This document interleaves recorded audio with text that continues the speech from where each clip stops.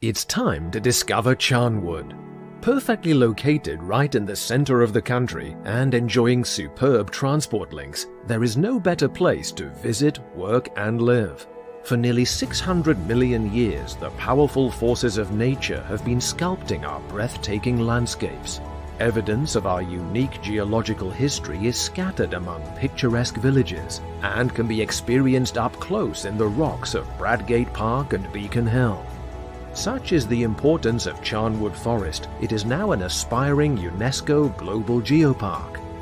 At the heart of this dramatic landscape is the dynamic university and market town of Loughborough, home to the last major bell foundry in the UK, 800-year-old markets and the Great Central Heritage Railway. In Charnwood, we are proud of our past and excited for our future.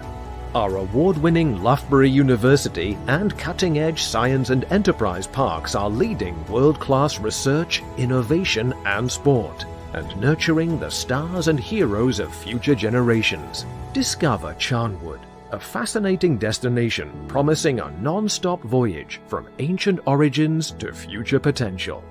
In Charnwood, we are shaping tomorrow's world today.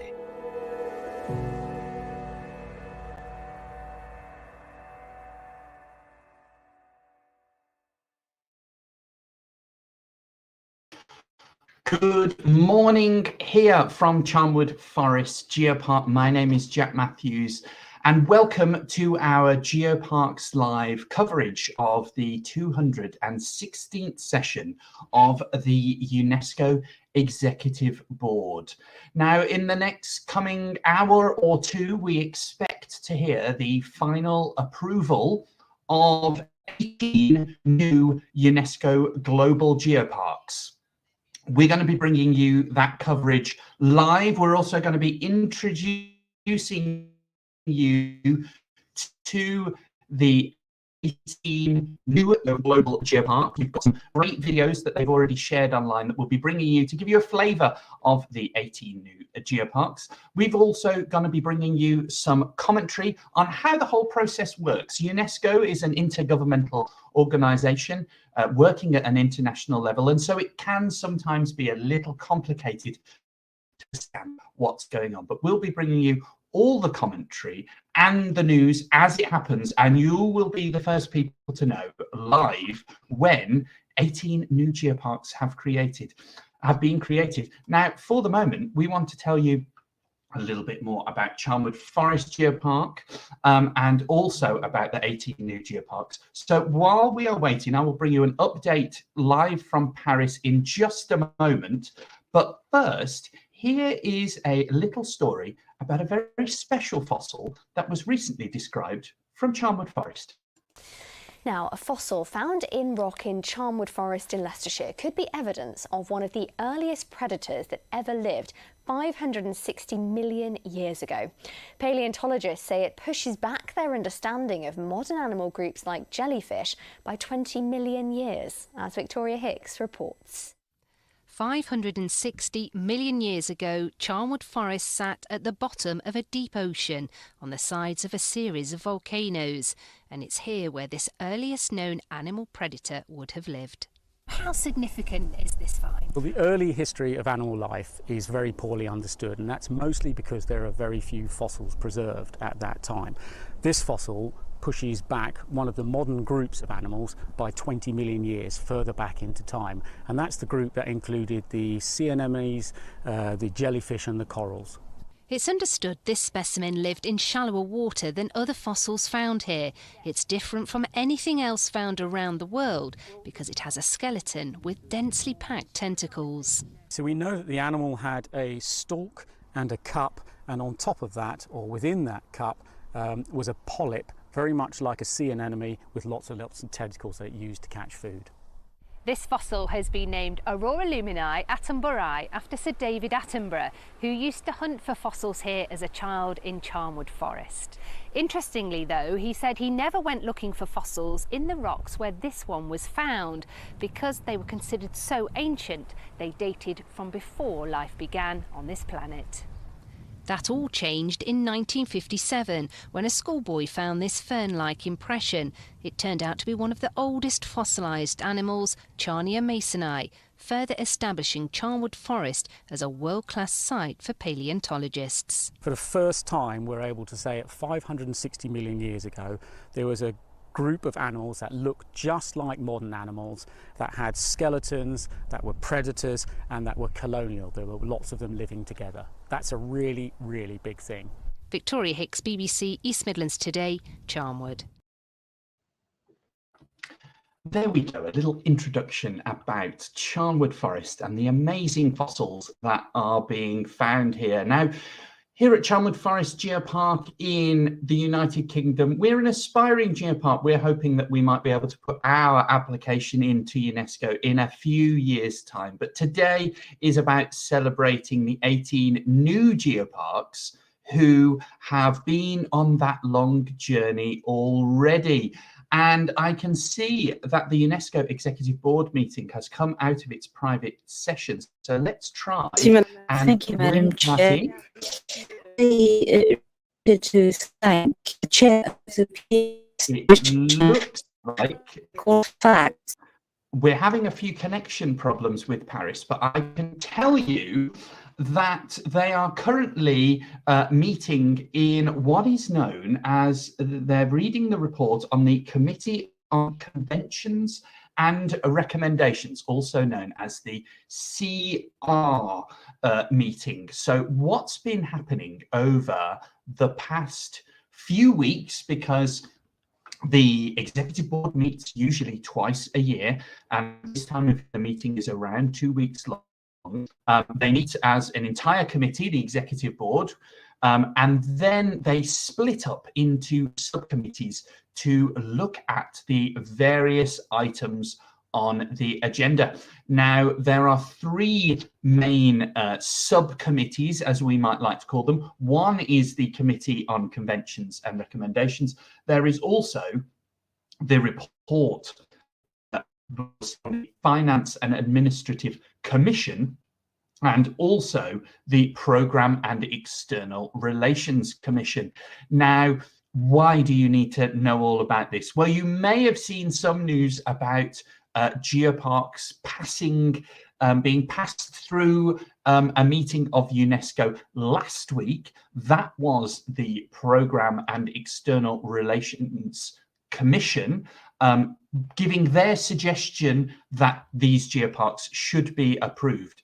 But until the report of that commission is passed by the full Executive Board, what's known as the plenary meeting today, then the geoparks aren't done until it's passed today. So let's run over that again. The 18 geoparks today, most of them will have submitted their initial application to UNESCO nearly 2 years ago in the second half of 2021. After a desktop review by representatives of the IUGS, the International Union for Geological Sciences, there will have then been an on-site evaluation from 2 UNESCO Global Geopark evaluators. And that probably happened for most of these geoparks in the summer of last year. That went through, and recommendations from those evaluators will have gone to the Global Geopark Council meetings that happened in the latter part of last year, with them then producing a recommendation to the UNESCO Executive Board. That recommendation from the Global Geopark Council will have initially been reviewed by the Programme and External Relations Commission, as it was last week, and it was endorsed by them.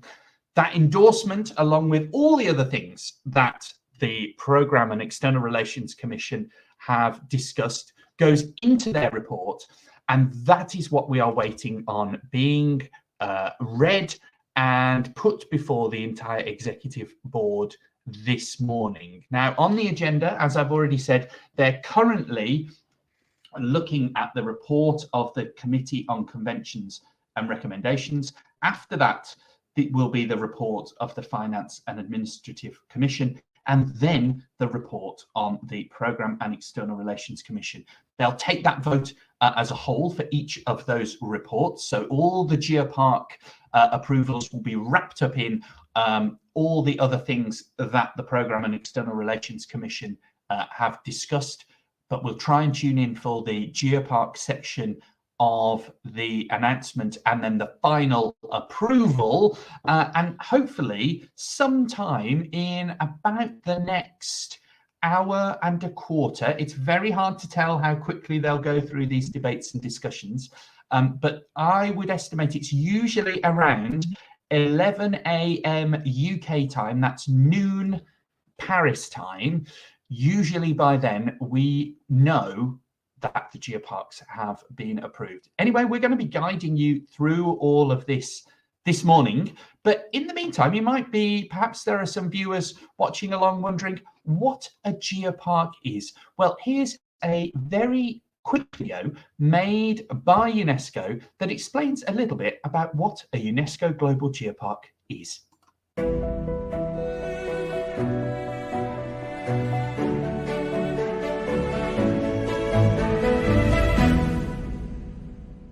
Since 1972, UNESCO has been making a contribution to peace building and sustainable development in its member states, thanks to its unique remit in earth sciences.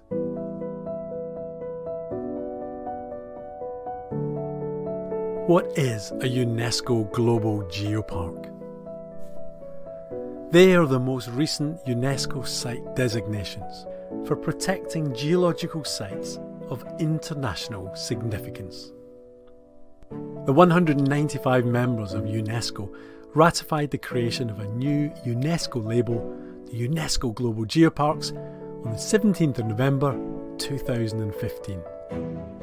The decision was taken by member states at UNESCO's General Conference, the governing body of the organisation. This expressed governmental recognition of the importance of managing outstanding geological sites and landscapes in a holistic manner. As of 2021, there are 161 UNESCO Global Geoparks in 44 countries. So how do we distinguish UNESCO Global Geoparks from UNESCO World Heritage Sites and UNESCO Biosphere Reserves, which are the other two prestigious labels of UNESCO site designations? The UNESCO Global Geoparks are sites and landscapes of international geological significance as independently verified by scientific professionals. It's important that they're identified as single, unified geographical areas. They cannot be made up of separate, smaller areas within a region. They will typically have a multitude of sites of specific interest and must be contained within the designated area.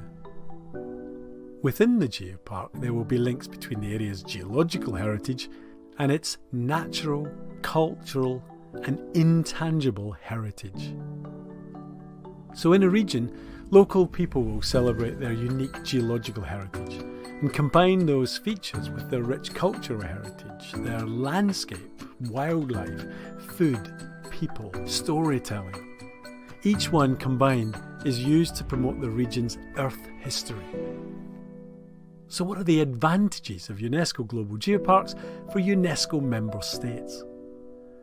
A UNESCO Global Geopark uses its geological heritage in connection with all other aspects of the area's natural and cultural heritage to enhance awareness and understanding of key issues facing society, such as using our planet's resources sustainably, reducing the impact of natural disasters, mitigating the effects of climate change. The key to solving these issues is that the UNESCO Global Geoparks should use that heritage in connection with all other aspects of that area's natural and cultural heritage to promote awareness of key issues facing society in the context of the dynamic planet we all live in, including, but not limited to, increasing knowledge and understanding of geoprocesses, geohazards, climate change, the need for the sustainable use of Earth's natural resources, the evolution of life, and the empowerment of Indigenous peoples. They'll be managed with a holistic concept of protection, education, and sustainable development. The creation of innovative local enterprises, new jobs, and high-quality training courses is stimulated as new sources of revenue are generated through geotourism, whilst the geological resources of the area are protected. By raising awareness of the importance of the area's geological heritage in history and society today, UNESCO Global Geoparks give local people a sense of pride in their region and strengthen their identification with the area.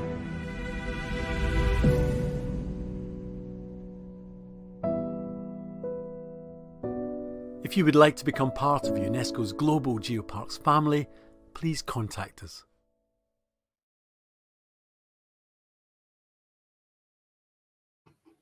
Now you might have recognised the voice there of Professor Ian Stewart, very famous geologist and well known for his work on the public promotion and engagement of the geological sciences, has made a number of television programmes bringing geology from the academic world into the hearts and minds of people all around the world. Well, we were very lucky to have Ian narrate a video about geodiversity last year in celebration of International Geodiversity Day. So while we are waiting for the delegates in Paris to finish their discussions on the report they're just discussing, why don't we watch that little video about geodiversity?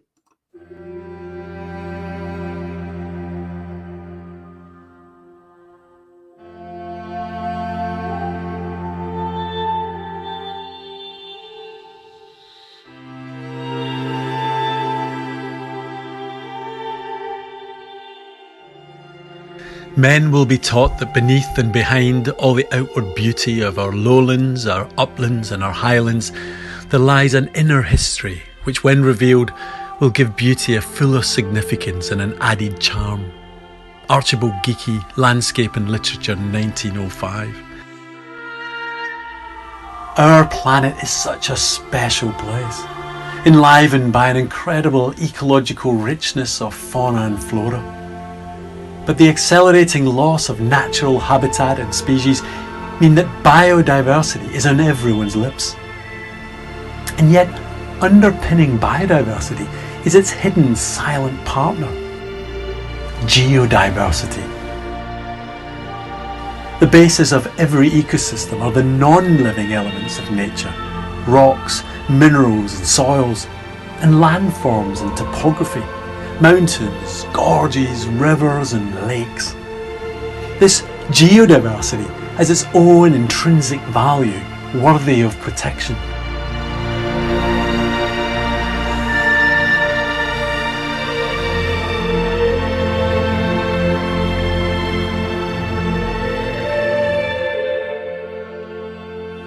And it has an essential role for the human planet. It provides the building stones for our towns and cities. And it provides the material for our energy resources, including renewable energy. So as well as underpinning biodiversity, geodiversity underpins human diversity. It's the bedrock of our national and cultural identity. The foundations of Mother Earth, our common home.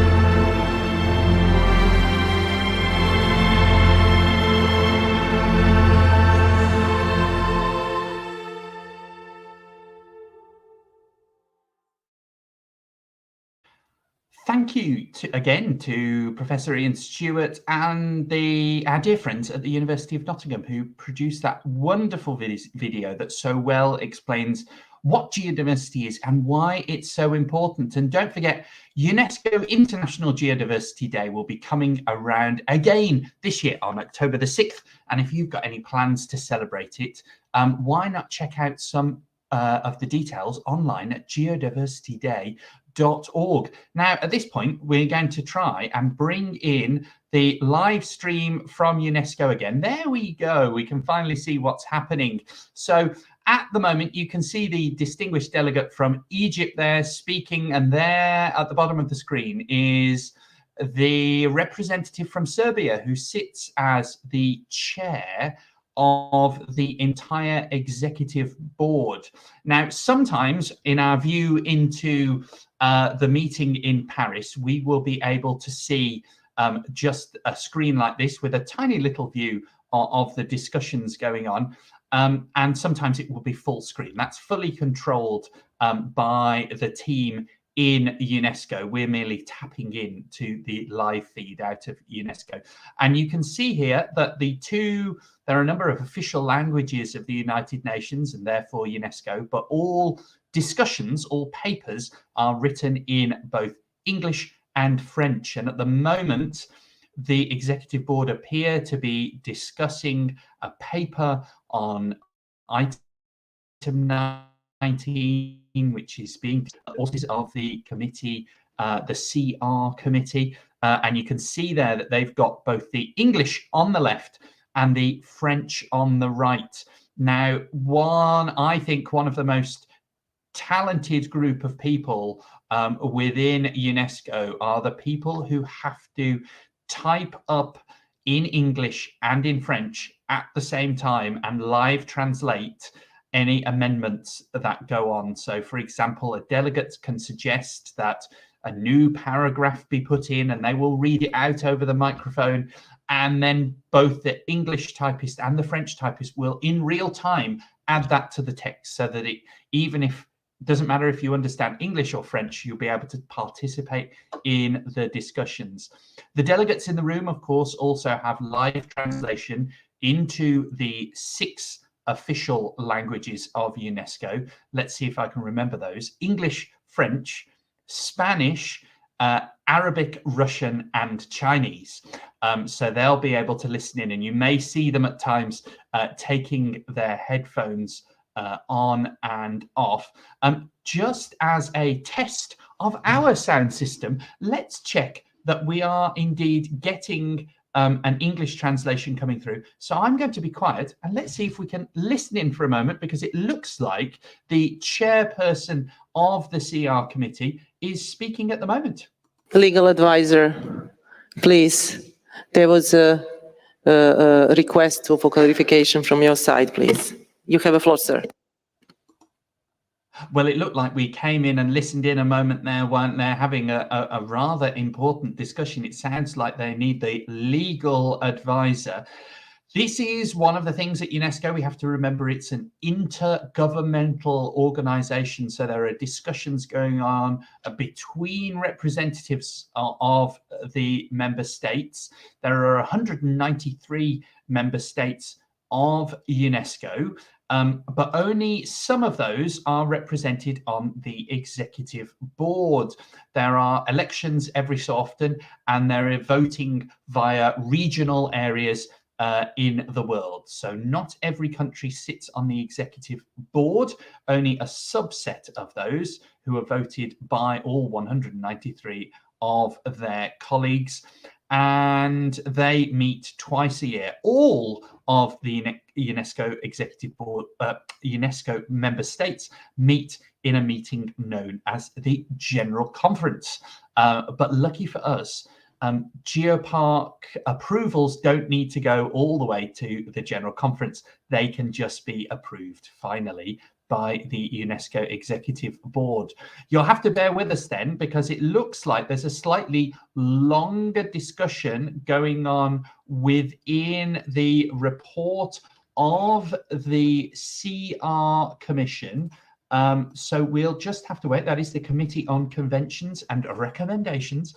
We'll have to wait. But while we are waiting, I can keep an eye on that for you. We'll make sure we don't miss any of the news. And that gives us time to have a little discussion, an introduction to the 18 new geoparks, to learn all about them and what makes them so special. They will be joining around 177 existing UNESCO Global Geoparks. So it will bring the number up to nearly 200 geoparks, and what a great addition that will make. I should say, if you have any questions at any point, those of you who are joining us via YouTube and also via Facebook, if you put something in the comments, I will see it on my screen. So if any questions, who is that person? What are they discussing? Why does it work this way? How does UNESCO work? I can't say to know it all, but we will try and bring you as many answers to your questions as possible. So if you do have any questions, put them in the comments on Facebook or on YouTube. Apologies to those on Twitter, but the system doesn't feed in. Bear with us then as we bring you the news from the 18 new geoparks. We can see the legal representative of the Executive Board continuing to discuss that point there. And at this point, I think just before we get onto our new geoparks, we want to shine a light on a UNESCO Global Geopark that's very important to us here in Charnwood Forest Aspiring Geopark. We have a sistership agreement with the Discovery UNESCO Global Geopark in Newfoundland and Labrador, Canada. They have very similar rocks and fossils to us here, and while our landscapes are very different, the underlying rocks are very similar. So we have come together with a sistership agreement, and here's a little flavour of what life is like if you were to visit the Discovery UNESCO Global Geopark in Canada.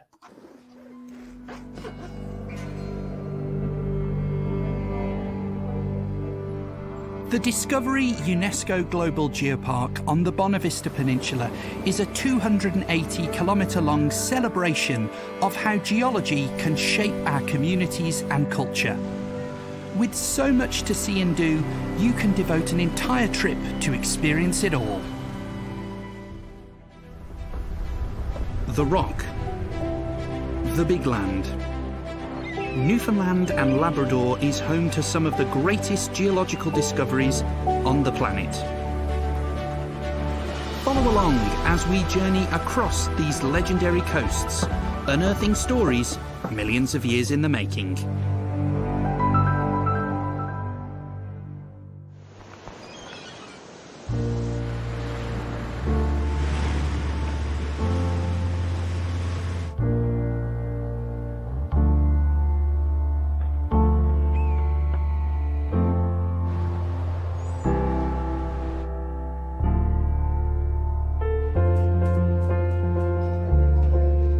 Among the 27 communities within the geopark, you can find remarkable geological stories that will take you back 500 million years.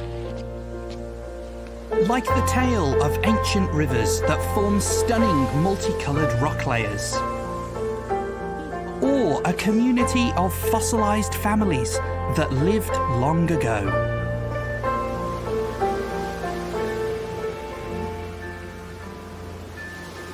You can even uncover the legend of Hayutia, one of the first animals that ever flexed its muscles.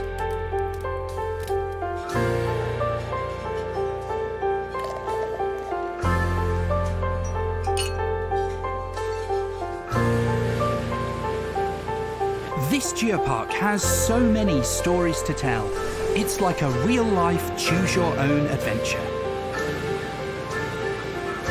No matter where you visit along this coast, the next chapter will always begin right beneath your feet.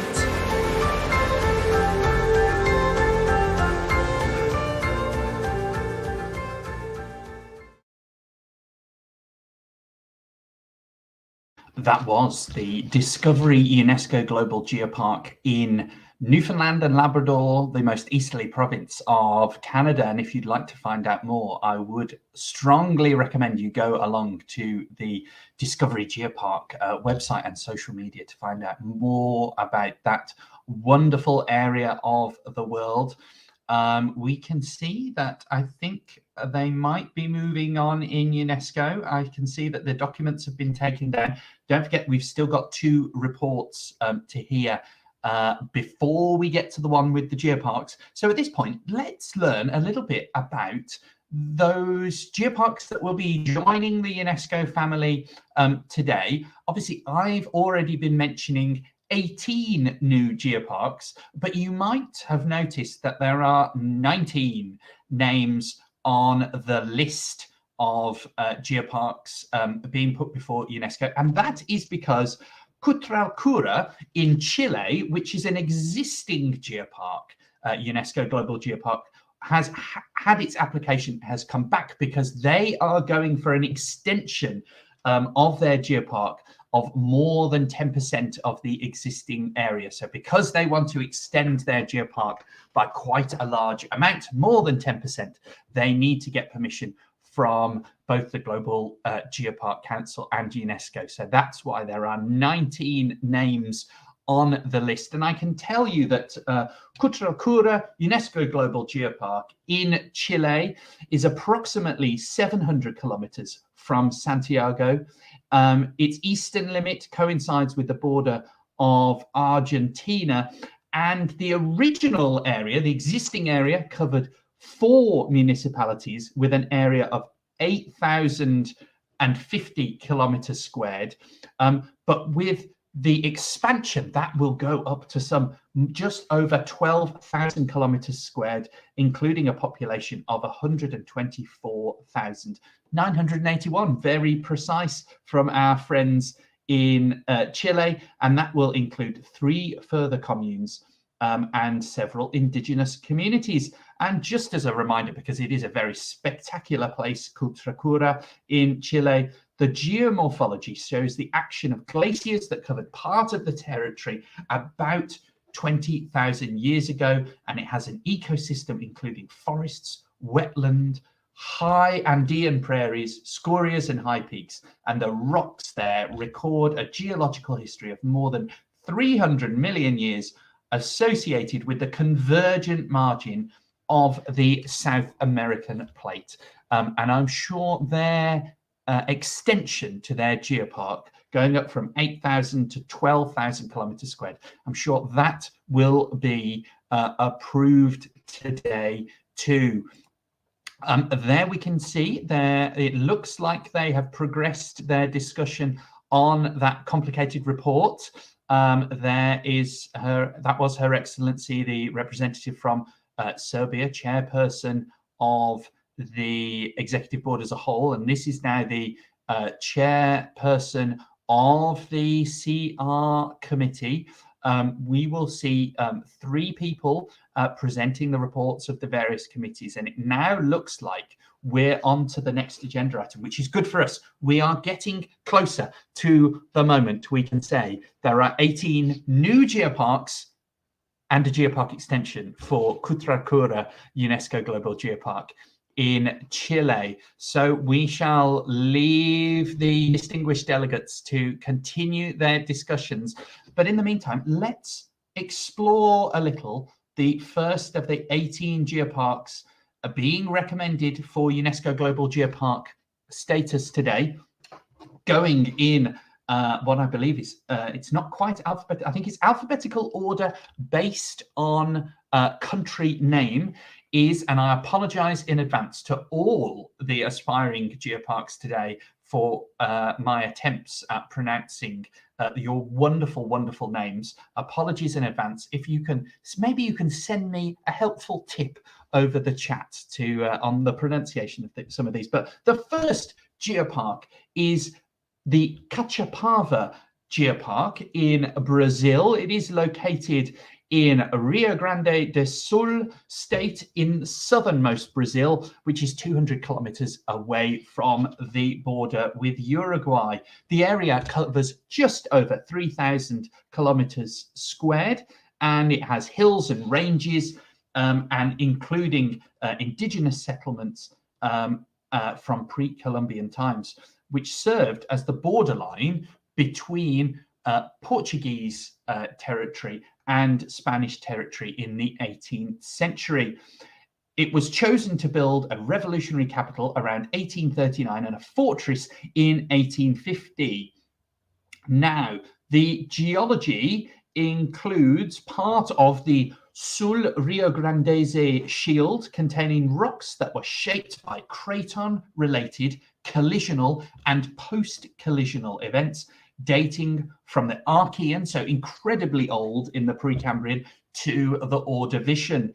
The territory displays important tectonic and magmatic features, world-class sulfide ore minerals, as well as fluvial deposits of the Quaternary age, including fossils of the Pleistocene megafauna. Now, there's your little description of the first one of the 18 geoparks we'll be hearing about today. But many of the geoparks we will be hearing about today have got fantastic promotional videos on their YouTube channels and social media. So I'm going to share some of those today. And here's the video from the Cachapava, aspiring UNESCO Global Geopark, but soon to be aspiring no more.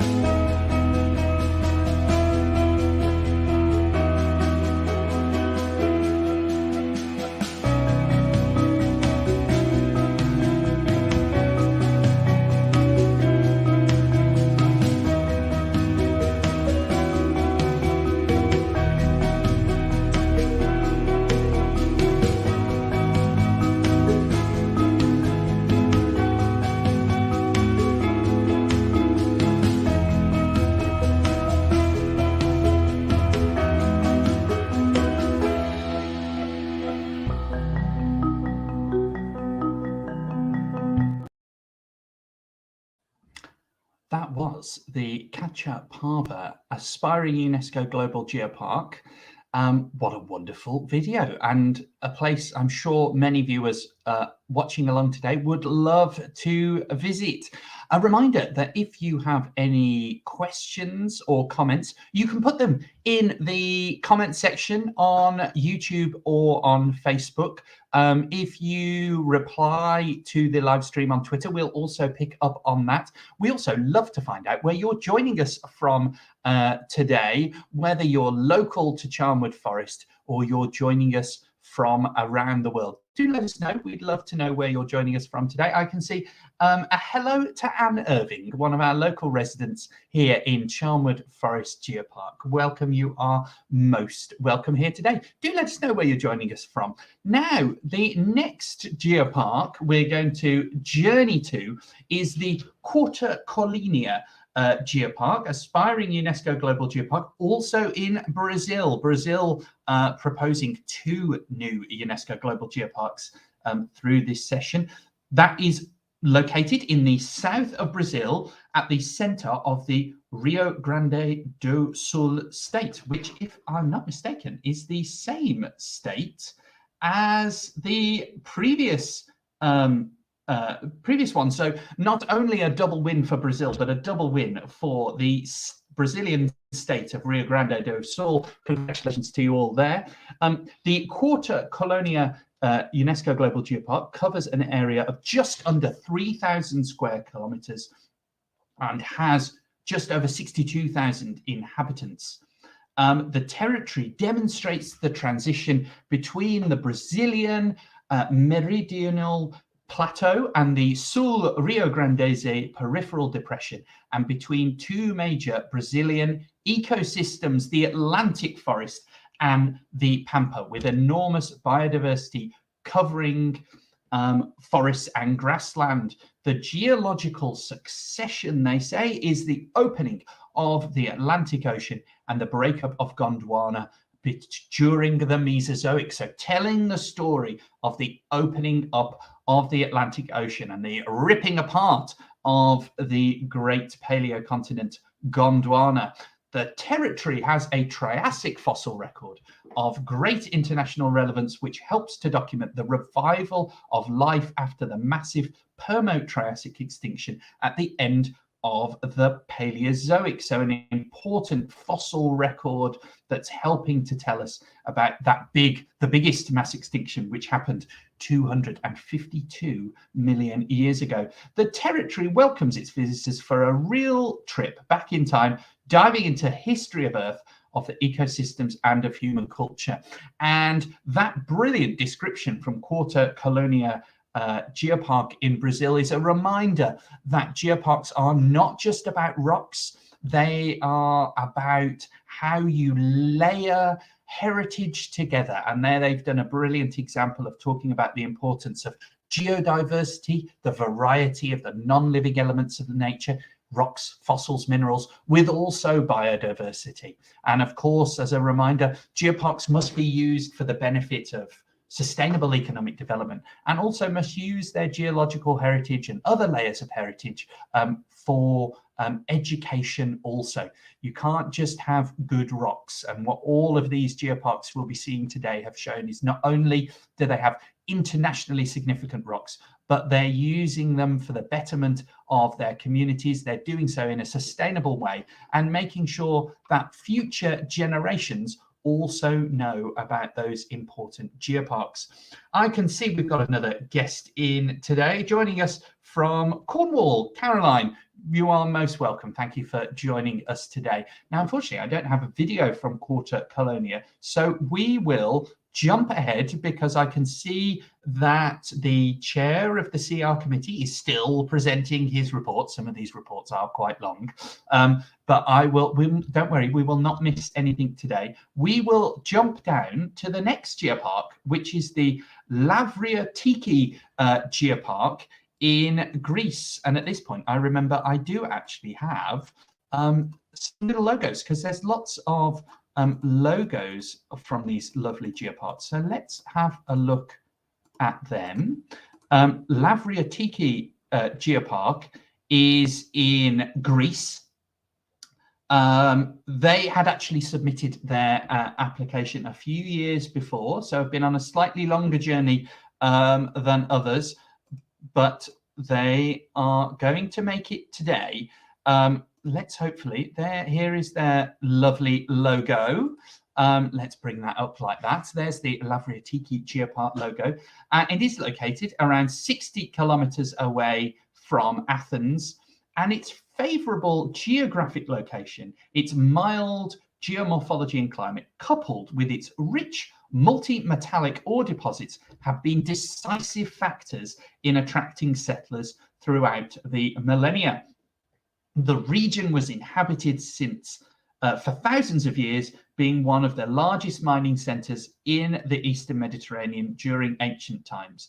It covers 36 kilometres, with Lavrio being the major city with 7,000 inhabitants. The area's relief is characterised by scattered hills, wide valleys, fluvial terraces and alluvial deposits. Several geomorphological features such as caves, dolines and particular shorelines characterize this area. So there we have the Lavriatiki Geopark in Greece at just 36 kilometers squared will, I believe, become one of the smallest geoparks in the world. And it looks like it has a fantastic history of mining and a great example of how geology has shaped our communities, not only in the modern day, but also over thousands of years. Now, I'm just going to cut in there. We're going to go and see live, because that is the chair of the Finance and Administration Commission. So let us remind ourselves of who that is. That is His Excellency Mr. Vishal V. Sharma, Chairperson of the Finance and Administration Commission. And that means we have moved down the agenda, ladies and gentlemen, and everyone joining us today.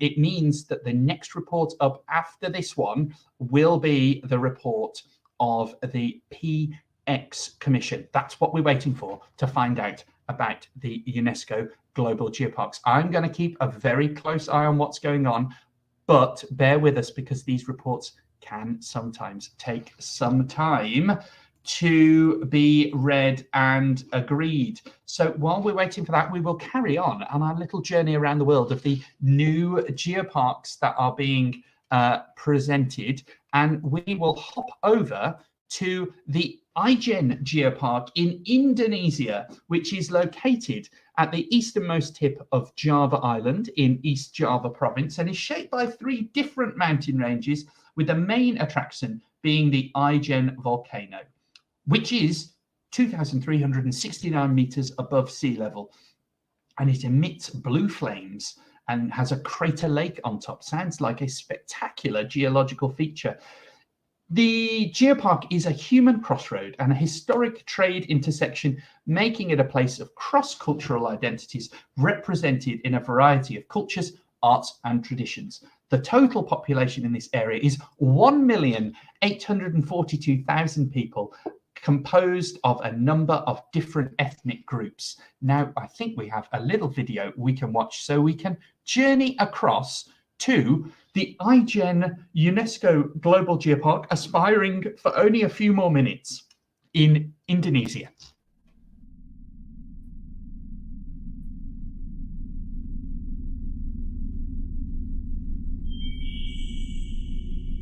People have eyes, but most of them are not really have. Only if they thoroughly open theirs, everything will be different.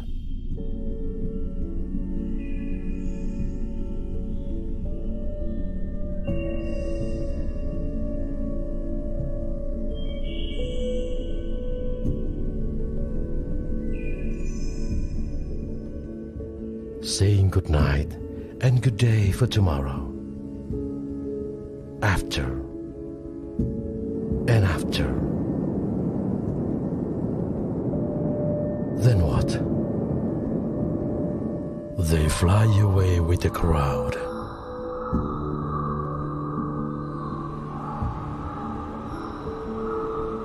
Wind and rolling wave gathered into one.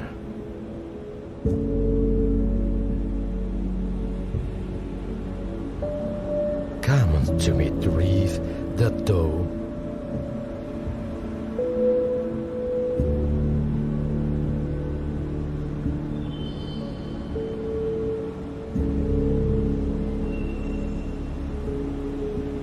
the solid rocks They're important. And the grain of sand that make these all complete. Show me, they all are breathing, and that is life. What should I deny? And what about me as a human being? Time after time, nature always has its dignity. Dynamic, powerful, yet delicate.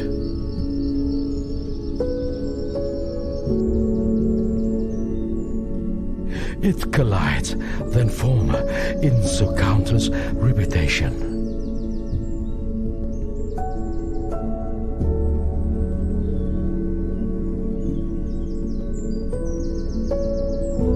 I realize the process does exist.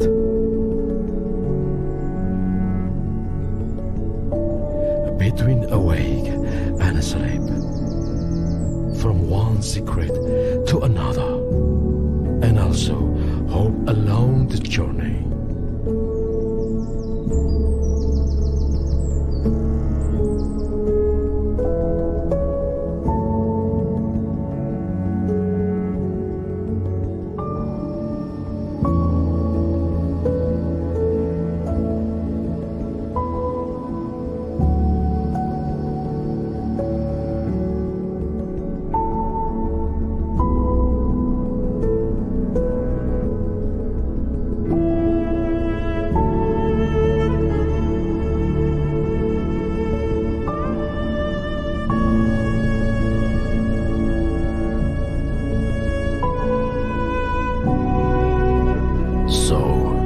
This is what nature shows me.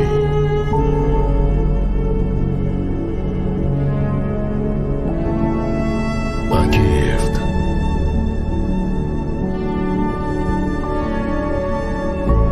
Where lesson, beauty,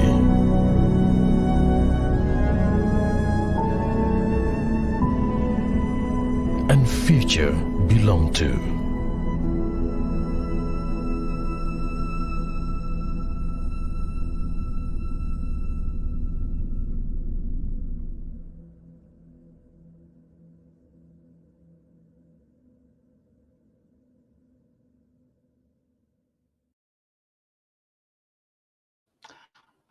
That was iGen Geopark. Wow, what a spectacular exposition there.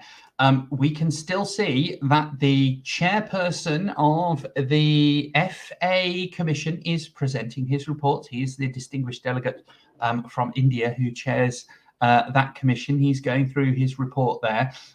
He will read all of his reports, so an outline of what discussions happened, what was approved, and sometimes he will give particular reference points on if there was perhaps a heated debate. Sometimes what the chairs in these meetings do is suggest that rather than amending the proposal that's being discussed, the chairperson will promise to mention that a particular country had a viewpoint or had a particular position on that, in the hope that they can still create consensus for passing a particular item. So that can be why some of these reports are quite long.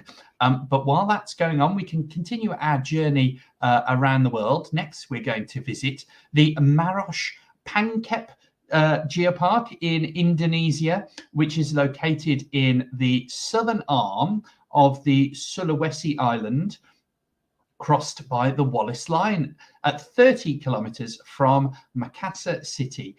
It includes 183 villages spanning more than 5,000 kilometers squared. The area is dominated by tower karst clusters, a combination of terrestrial and coastal marine systems built by three main landscapes: tower karst, the Bantimala Melange complex, and the Spermond Archipelago, karst, of course, being a landform associated with limestones. So the tectonic linkage between Southeast Asia and Australia is important evidence of the early evolution of the Sulawesi Island and has become a reference for the synthesis and reconstruction of pre-tertiary global tectonics. The area also includes the Bantimurung Bulusaruog National Geopark on the mainland and the Kapopasang Water Tourism Park in the ocean. The area is inhabited by just over 650,000 people, mainly from Bugis Makassar ethnicity. So we're very much looking forward to learning more about them. Hopefully that we'll have them as a UNESCO Global Geopark soon. The next geopark up, also from Indonesia. Indonesia have a number passing through. It's a big year for Indonesia in the UNESCO Global Geoparks world. So we've already had Ijen, then the Maros Pangkep, now the Meranjin Jambi, soon to be UNESCO Global Geopark, is located at the central part of the Sumatra Island in Indonesia, covers just over 4,800 kilometers squared, with Mount Masurai rising more than 2,900 meters above sea level, their highest peak. The territory includes mountains, craters, valleys, waterfalls, rivers, lakes, and caves, and is home to more than 4,000 types of plants and more than 370 different species of animal, many of which are rare and endangered species. Three main geological attractions are truly unique: the fossils of the Jambi flora, representing the West Sumatra terrain of Cathay Island, the karst landscape, representing a Mesozoic era with prehistoric artifacts, and lastly, the Masurai, which was formed by a large eruption 33,000 years ago. Masurai was that mountain we discussed, more than 2,900 meters above sea level. And they have a population of just over 210,000. So we hopefully soon they will be a UNESCO Global Geopark. Next up, also from Indonesia, is the Raja Ampat aspiring UNESCO Global Geopark, which is located in Raja Ampat Regency, West Papua Province. The area includes 4 main islands and a large sea area in between, covering approximately 36,000 square kilometers, and has a population of around 64,000 people. The most unusual and omnipresent landscape in Raja Ampat is the tropical islands karst, shaped by sea level rise in the Quaternary period. That's the most recent few million years of Earth history. The formation of this archipelagic karst is in Raja Ampat continues today, resulting in many caves, including below sea level. So a great example of both geology in ancient times, but also how these structures continue to change today. Now, we do have a lovely video from Raja Ampat, so let's travel there now.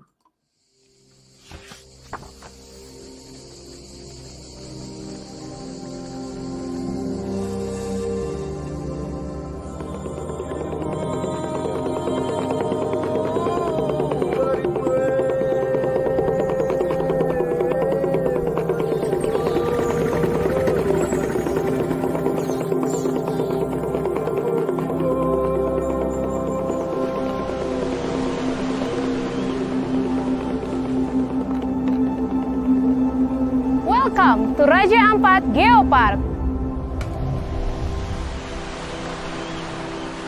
Like the pages of a book, Raja Ampat records the history of the earth. Through its unique geology, marine and terrestrial biodiversity, and cultural diversity, we present the emerald karst of the equator, Raja Ampat Geopark.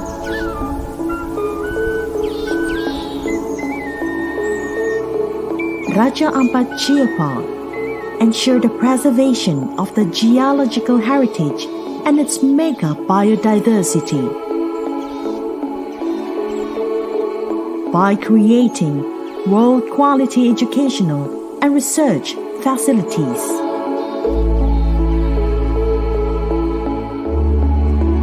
As a space and opportunity to optimize the participation of indigenous peoples and local communities through geotourism.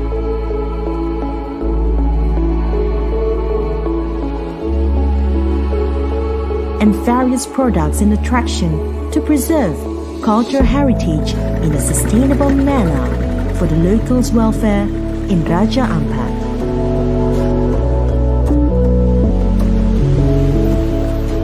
2 million years ago, this area was still an ocean.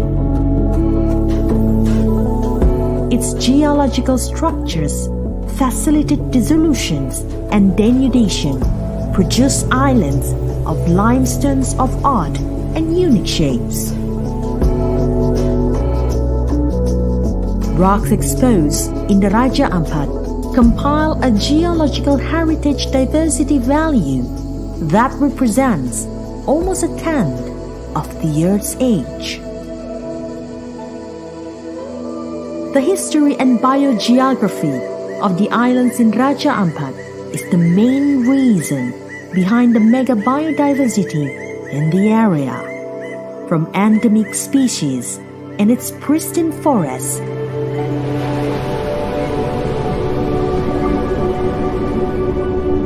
to its incredible marine biodiversity right in the heart of the World Coral Triangle.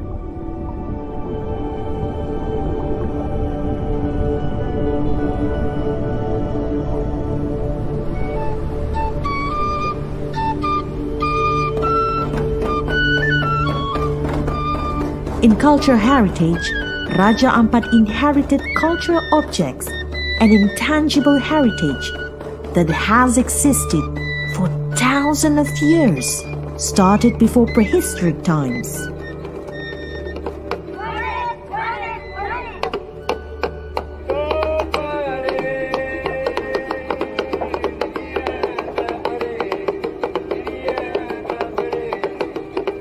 This cultural diversity was greatly influenced by various indigenous tribes and immigrants who blend into local community, which created Raja Ampat today.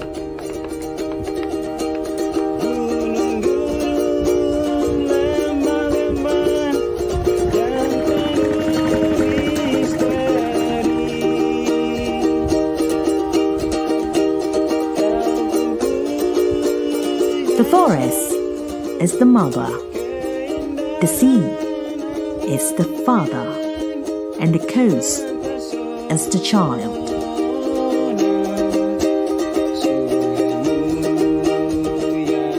Through this philosophy, the ancestors of Raja Ampat have taught their descendants to protect their nature as a whole.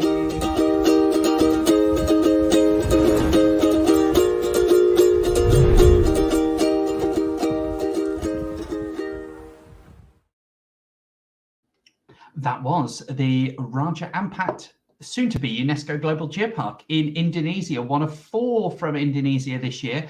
We continue our tour around the world as the report of the FA Commission is still being read. We now go to Iran for the Aras aspiring UNESCO Global Geopark, which is located in Jolfa County and covers an area of 1,670 kilometers squared. It is part of the Lesser Caucasus terrain, shaped by the collision of Iran and the Eurasian plates in the late Triassic, and then the Arabian Central Iran microcontinents in late Miocene. The Permo-Triassic boundary that can be observed in the geopark is considered as the most important geological feature with international significance in the geopark. The semi-arid climate in this area means that summers are very hot and winters get very cold. So between 40 degrees C at its hottest and minus 10 degrees C at its coldest. And there are 65,000 people living there.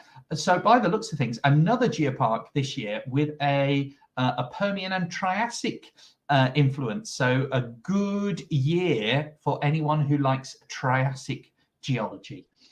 Also from Iran is the Tabbas Aspiring UNESCO Global Geopark in Iran. It is located in the northwest of the South Khorasan province in Iran and covers nearly 23,000 kilometers with a population of just over 72,000 people. The landscape varies from plains to high mountains, and active tectonics shaped its many valleys, while deserts and sand dunes are among the other typical landforms in this area. A significant number of the residents are working in the various mines in the region. The aspiring UNESCO Global Geopark has an active geological and structural history and is one of the complex geological units in Iran, including the Nayband Fault in the east and the Kalmard Fault in the west. So an important place to study active tectonics where plates are moving, earthquakes and other geological phenomena. Hopefully we will see them joining the UNESCO Global Geopark family in a few moments' time. Next, we travel all the way to Japan for the Hakusan Tedurigawa Aspiring UNESCO Global Geopark in Japan. It's located on the west coast in the Ishikawa prefecture. Covers 754 square kilometers and includes Mount Hakusan, which is 2,702 meters high, and the Teduri River basin flowing from the mountain all the way to the Sea of Japan. The river is one of the steepest in the world, with an average gradient of 1 in 27, and the territory features mostly rocks from the Hida Belt, a continental fragment that was once a part of the crustal basement of the East Asian continental margin, with rocks related to the Sea of Japan rifting volcanism, quaternary volcanics of the Hakusan volcano, and quaternary sediments. So remembering quaternary is those most recent few million years of Earth history. Geological history of the territory provides evidence to understand the development of the Japanese archipelago 240 million years ago, and animal and plant fossils, including dinosaurs, contribute to the understanding of the biological evolution. Mount Hakusan's flora and fauna are considered some of the most diverse in Japan. And all being well, we can take a quick journey there now.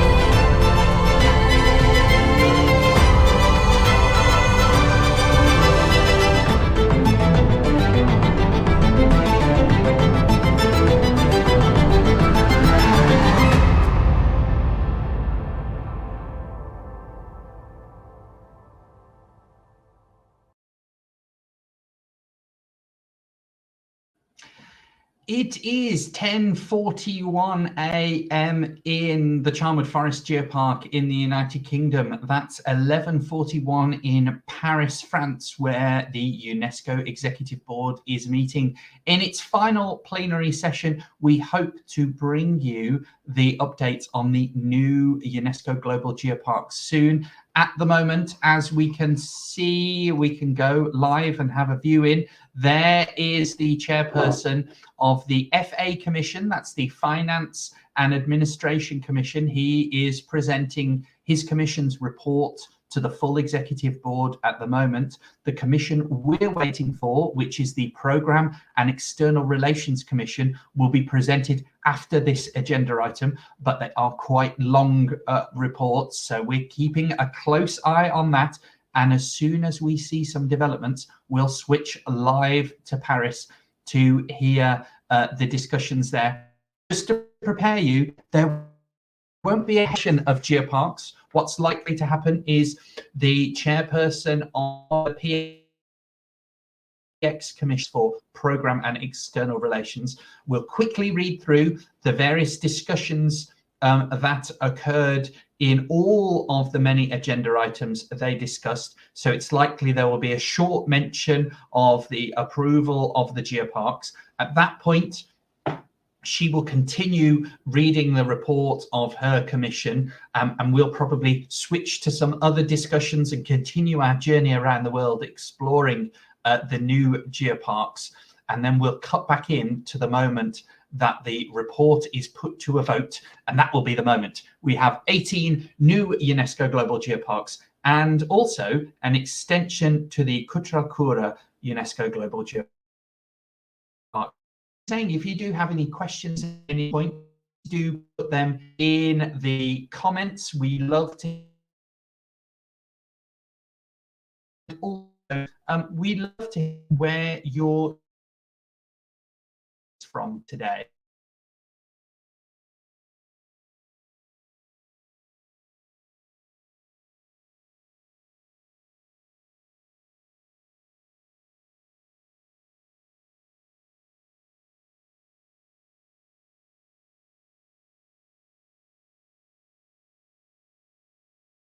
It's time to discover Charnwood. Perfectly located right in the center of the country and enjoying superb transport links, there is no better place to visit, work and live. For nearly 600 million years, the powerful forces of nature have been sculpting our breathtaking landscapes. Evidence of our unique geological history is scattered among picturesque villages and can be experienced up close in the rocks of Bradgate Park and Beacon Hill. Such is the importance of Charnwood Forest, it is now an aspiring UNESCO Global Geopark. At the heart of this dramatic landscape is the dynamic university and market town of Loughborough, home to the last major bell foundry in the UK, 800-year-old markets and the Great Central Heritage Railway. In Charnwood, we are proud of our past and excited for our future. Our award-winning Loughborough University and cutting-edge science and enterprise parks are leading world-class research, innovation and sport, and nurturing the stars and heroes of future generations. Discover Charnwood, a fascinating destination promising a non-stop voyage from ancient origins to future potential. In Charnwood, we are shaping tomorrow's world today.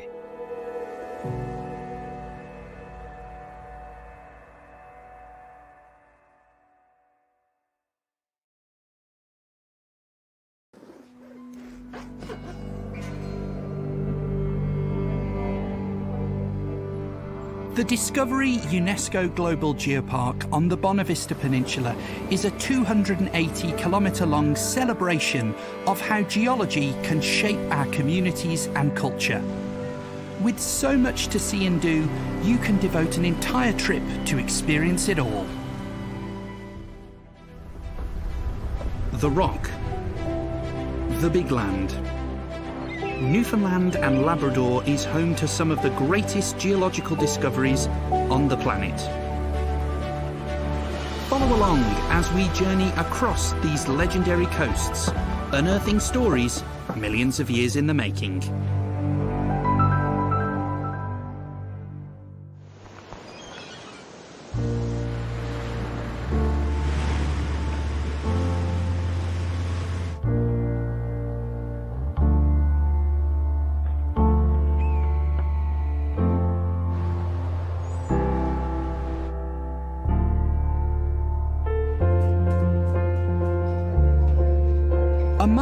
27 communities within the geopark, you can find remarkable geological stories that will take you back 500 million years. Like the tale of ancient rivers that form stunning multicoloured rock layers. Or a community of fossilised families that lived long ago.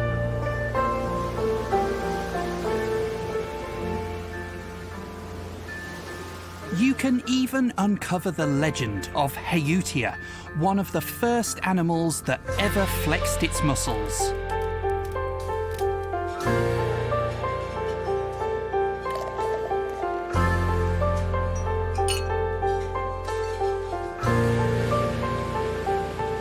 This geopark has so many stories to tell. It's like a real-life choose-your-own adventure. No matter where you visit along this coast, the next chapter will always begin right beneath your feet.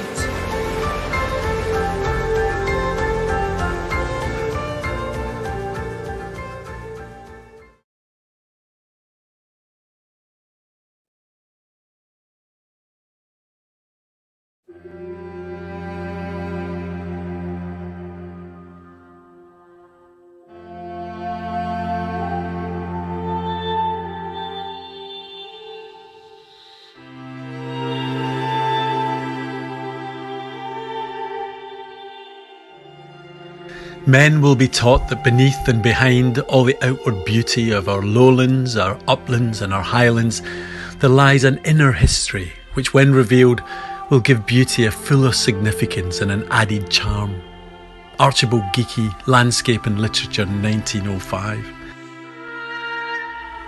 Our planet is such a special place, enlivened by an incredible ecological richness of fauna and flora. But the accelerating loss of natural habitat and species mean that biodiversity is on everyone's lips. And yet, underpinning biodiversity is its hidden silent partner, geodiversity.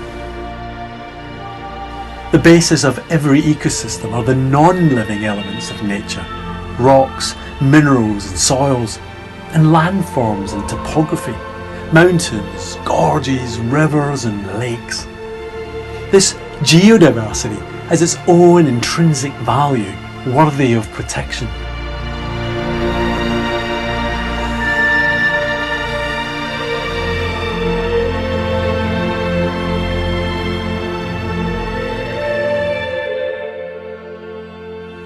And it has an essential role for the human planet. It provides the building stones for our towns and cities.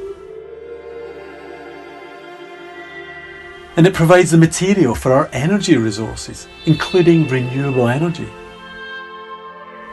So as well as underpinning biodiversity, geodiversity underpins human diversity. It's the bedrock of our national and cultural identity. The foundations of Mother Earth, our common home.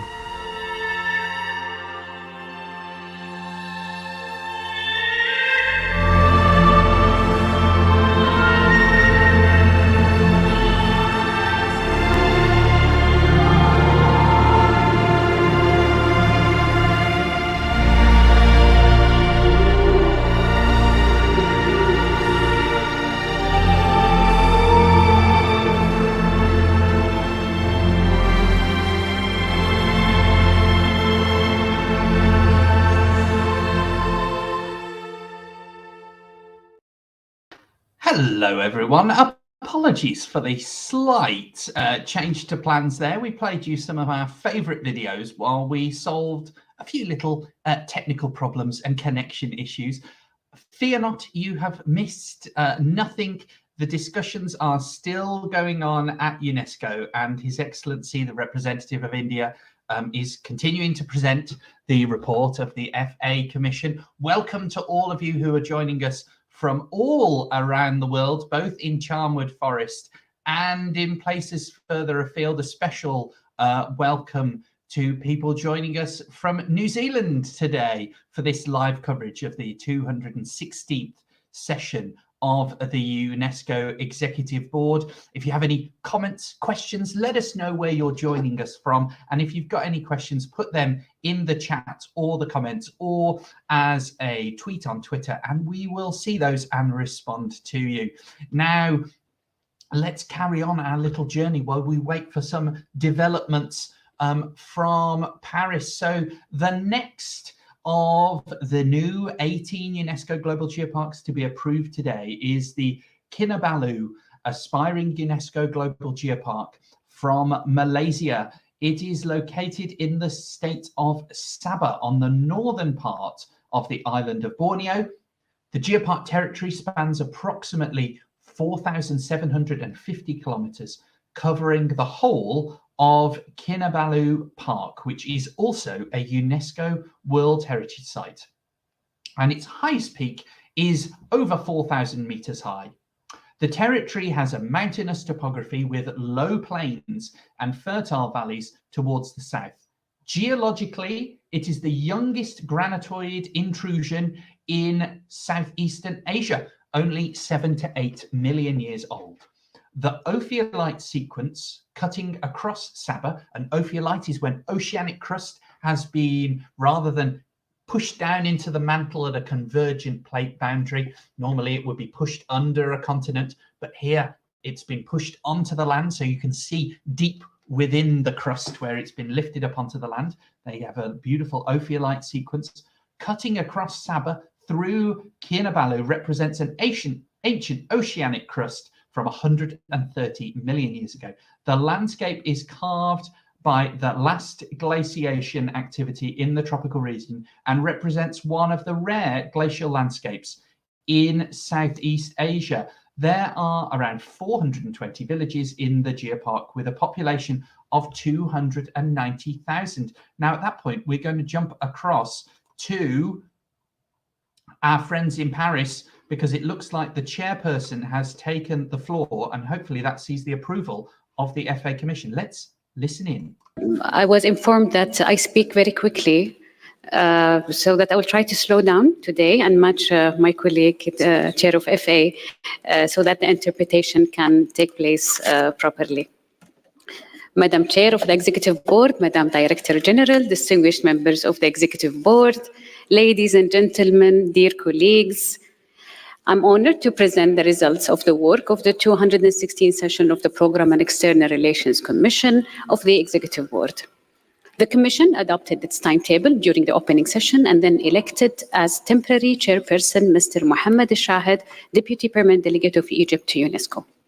So let's just quickly explain what we are seeing here. In the middle there, you will see that a member of staff came and changed the board. She is a representative of Saudi Arabia, but at the moment, Miss Haifa Al-Mogrin is speaking as the chairperson of the Programme and External Relations Commission. She is about to introduce the report, which includes the suggestion of the creation of 18 new UNESCO Global Geoparks. There are many other things in this report, so we're going to have a listen in for a moment and find out where we are with the presentation of the PX report. Where my report will be quite long. I have tried to reflect key comments that the members asked to include in this report. I thank you for your understanding if I have overlooked anything. The Commission considered 6 items recommended for the examination without debate. Distinguished delegates, the Commission started its work by examining item 5.1d on the elimination of racial discrimination, hatred, and hate crimes. Following the introduction by the representative of the Director General, 26 members of the board and 2 observers took the floor during the debate. Lamenting the continued spread of racist and discriminatory ideologies, they thanked Mexico for hosting the successful 222 Global Forum and welcomed Brazil's offer to host the 2023 edition. Several members highlighted the importance of global citizenship education and intersectoral action to combat racism and hate speech. The Secretariat was asked to provide information on the focus of the 2023 Global Forum and how countries can support UNESCO's work. A question was raised concerning UNESCO's efforts to address intersectional forms of discrimination. Several delegations highlighted types of discrimination they felt were not sufficiently covered in the report, including Islamophobia. In her response, the ADG SHS called on member states to engage fully in preparations for the Global Forum, particularly through sharing best practices and providing financial support. She noted further that initiatives such as transforming mentalities apply a gender equality lens to the analysis of racism. ADG recalled that the recommendation on the ethics of artificial intelligence addresses discriminatory data sets and biased algorithms that foster the spread of hate speech. The ADG of Education, complementing that, has expressed that unmasking racism in and through education publication launched at the second Global Forum contains a set of guidelines for developing inclusive teaching materials. The draft decision was recommended for adoption with amendments. One delegation underlined that the further development of the roadmap is not to be understood as a task for the Secretariat to undertake for the 219th session of the board. In addition, one delegation noted its concern regarding the absence of a reference to the discrimination against LGBTIQ+ people.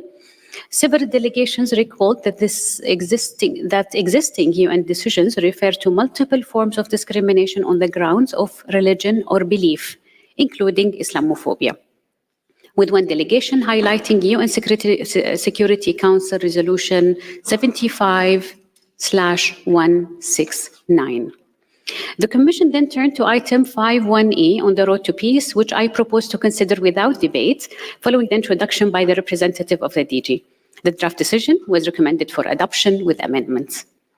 The Commission then turned to items 33 and 34 of the agenda on occupied Palestine, item 33, and the implementation of 41C Resolution 51 and 215 EX Decision 37 concerning education and cultural institutions in the occupied Arab territories, item 34, which were also considered without debate following the introduction by the representative of the DG.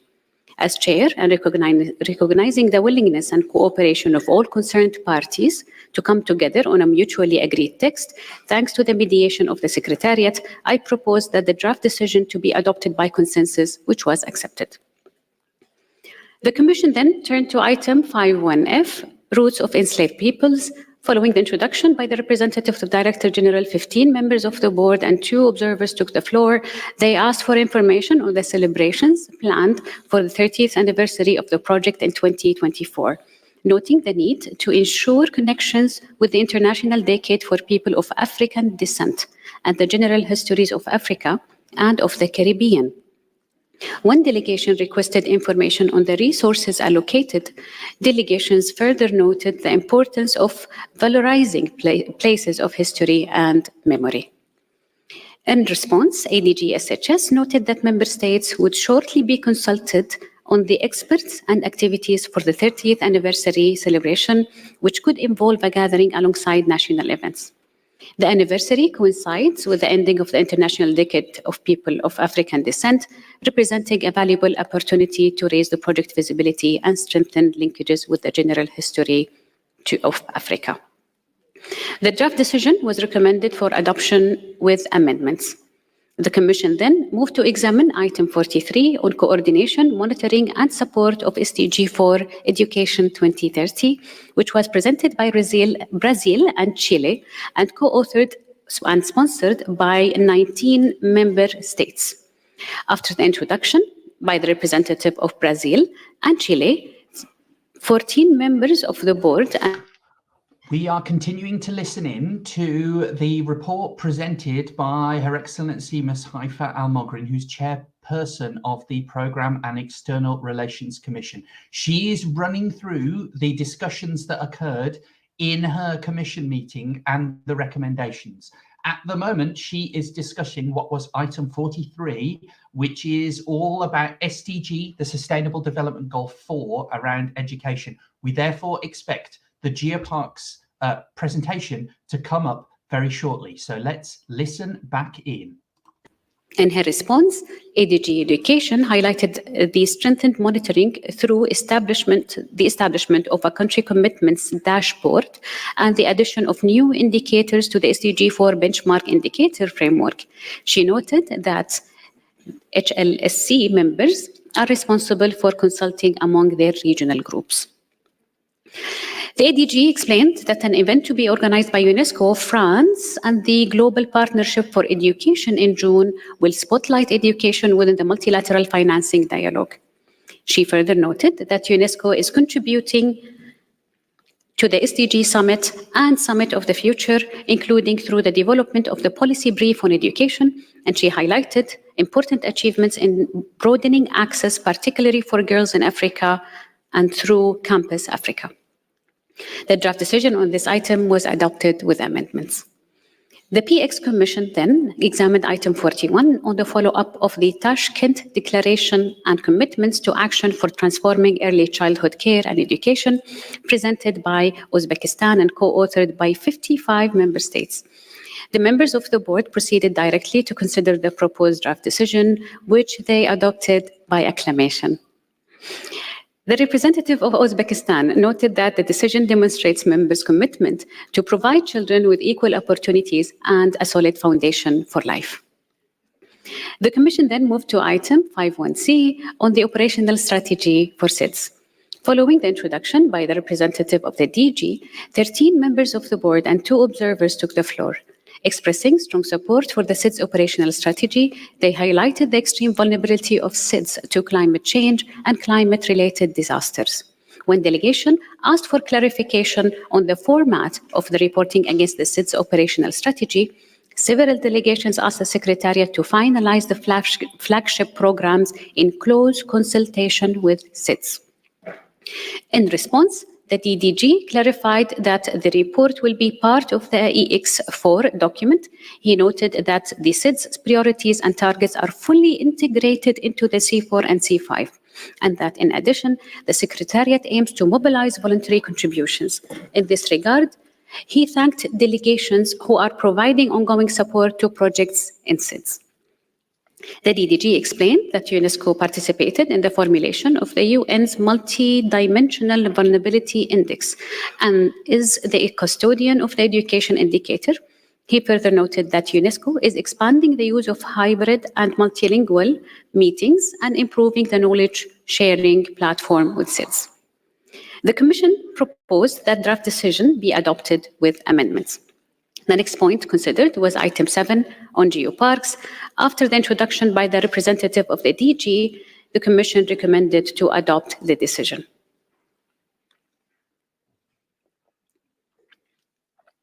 The Commission then moved to item 51B on a global framework for open science in the face of pandemics.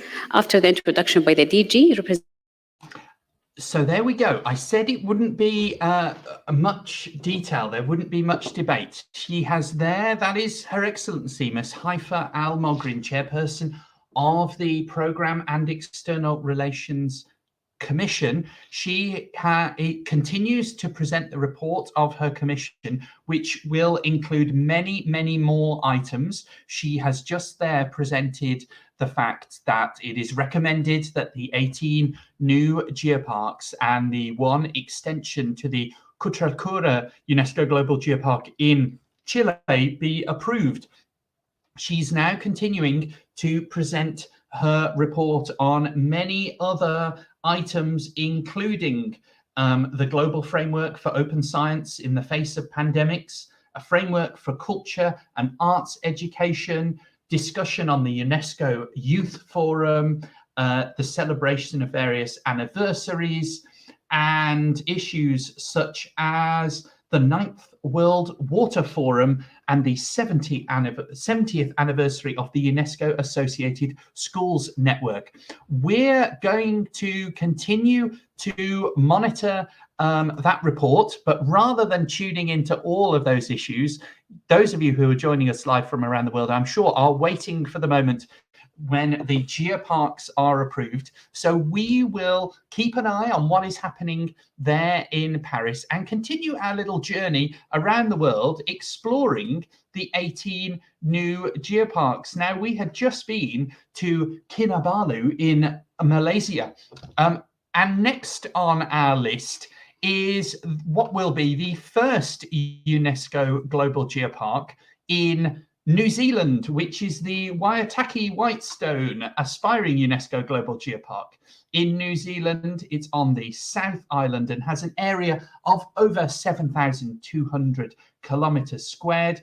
It is characterised by diverse landscapes ranging from steep alpine terrain with small glaciers over an array of ranges and basins, giving way to broad downlands and the braided channel of the Waitaki River in the east, and ending at the cliffed eastern seacoast. Many of the geosites in the geopark yield evidence of a very dynamic basement geology reflecting the ongoing fracturing of Zealandia, the Earth's eighth continent. The shallow seas enriched by volcanic nutrients, a rich diversity of marine life, especially ancestral whales and dolphins, so some wonderful fossils. The geopark contains illustrative geological archives that are relevant not only to all of Zealandia, but also to neighbouring fragments of Gondwana. The population of the geopark is around 22,000.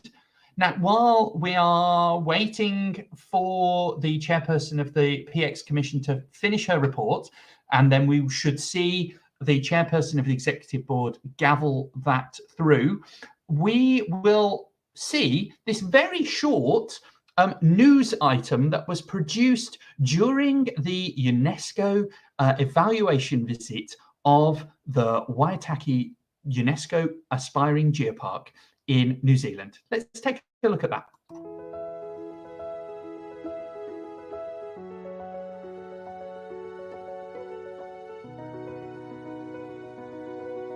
It's really our first time in New Zealand, and we have seen very nice landscapes, very nice geological heritage sites. We are looking for landscapes and places with importance from an international point of view, but it is also important the involvement of the local communities, how this heritage is used for educational purposes, to contribute to the sustainable development of the territory.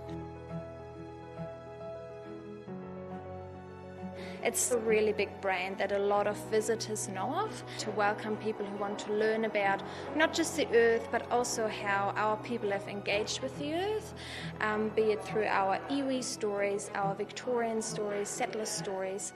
To become UNESCO, it would be very humbling for the community to be appreciated for the efforts. It will hopefully put the Waitaki on the map as something that people will need to see and visit while they're in Aotearoa.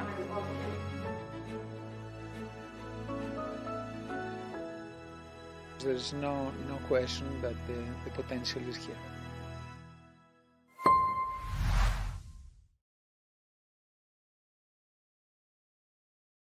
At the end there, that was Professor Nicholas Souros, the president of the Global Geopark Network, and he said there's no doubt that the potential is here at the Waitaki UNESCO Aspiring Global Geopark. Well, hopefully today that potential is realised and UNESCO status is conferred. You'll have to excuse me as I keep glancing down to seeing what is happening in Paris, because I want to make sure we don't miss anything, but also continue on our little journey around the world to see the new geoparks that are being made today. So next on our journey is the Sunnhordland Aspiring UNESCO Global Geopark in Norway. It's on the west coast and spans more than 4,700 kilometres squared, including a sea area of more than 1,700 kilometres squared. Has a population of 64,000 people. The western part, facing the North Sea, consists of an archipelago at the mouth of the 183-kilometre long Hardanger Fjord.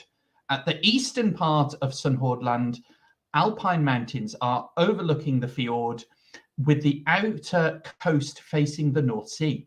The largest mountain rises 1,565 meters above sea level and is embraced by the Folgefonna ice cap, the third largest glacier in Norway.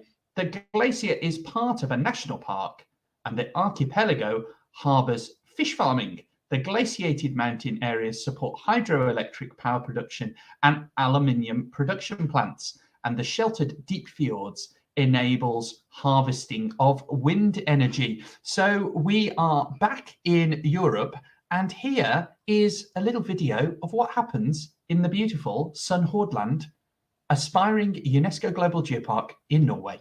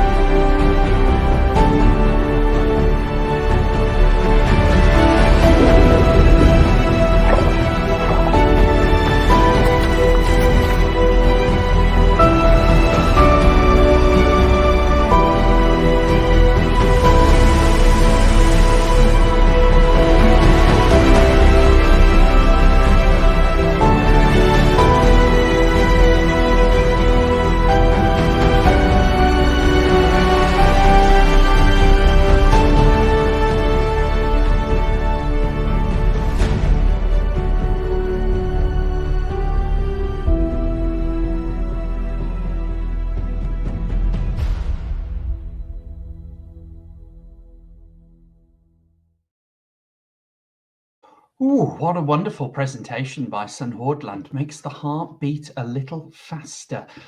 We are continuing our coverage of the 216th session of the UNESCO Executive Board, where we are expecting any moment now to see 18 new geoparks created. We'll bring you that news live from Paris as soon as it happens, but we're not quite sure how much longer the report reading is going to go on, but we're monitoring that for you. And in the meantime, we continue our journey around the world of the 18 new geoparks. And welcome to everyone who's joining us. We've got friends joining us from Charnwood Forest here in the aspiring UNESCO Global Geopark, where we hope to put our application to UNESCO in maybe a few years' time. But we have friends joining us also from around the world, from New Zealand, from the Waitaki aspiring geopark. We have friends joining from Australia, and I can see we also have guests in from Brazil, from the Caçapava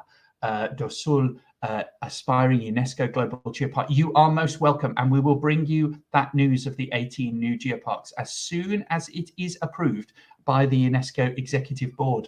While we are waiting, we will continue our journey from Norway all the way over to the Philippines for the Bohol aspiring UNESCO Global Geopark, which is in the central portion of the Philippines and is characterized by cave systems, uplifted marine terraces, falls, cold springs, and cave pools. In addition, the geopark features one of the 6 double barrier reefs in the world and the only barrier reef in Southeast Asia. Bohol also boasts of highly diverse flora and fauna due to its dynamic geologic and tectonic history, conserving endemic species through protected areas like an area of rainforest and animal sanctuaries. So another great example of how geodiversity and biodiversity are interlinked. Now we can journey to Bohol with their wonderful video. Let's take a look.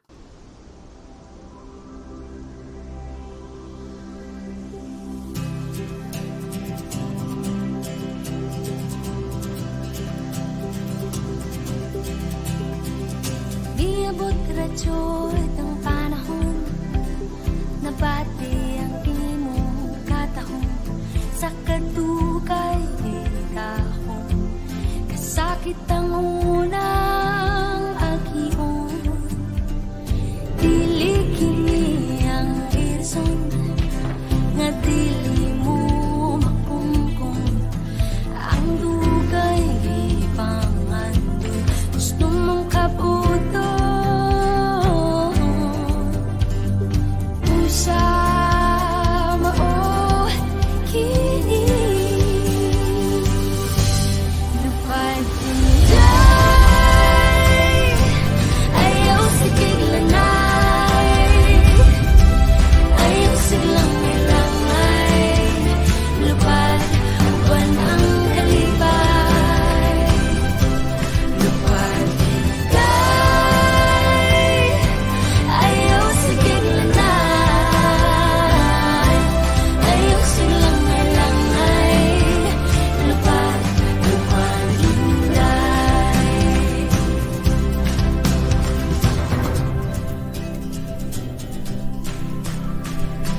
Isulat ko sa dahon ang lugar nga gusto kong atuon, uban sa tampis mong pahiyong biyahon sa kilawon. Usa mao kini lupad unday, ayaw sa biglanay, ayaw siglang may langay, lupad uban ang kalibay, lupad day, ayaw sa biglanay, ayaw siglang may langay, lupad day.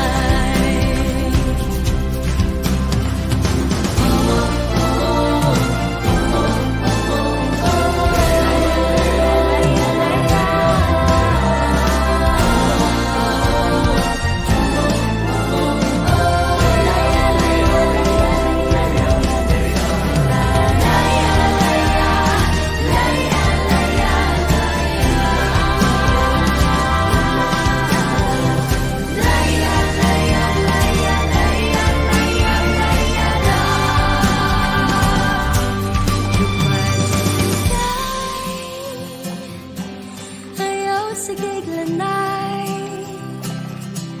ayaw silang may langay, lupad, lupad tinday, lupad tinday, ayaw sa giglanay, ayaw silang may langay, lupad, uban ang kalibay, lupad tinday, ayaw sa giglanay, ayaw silang may langay, lupad, lupad tinday, ayaw silang may langay, lupad, lupad tinday.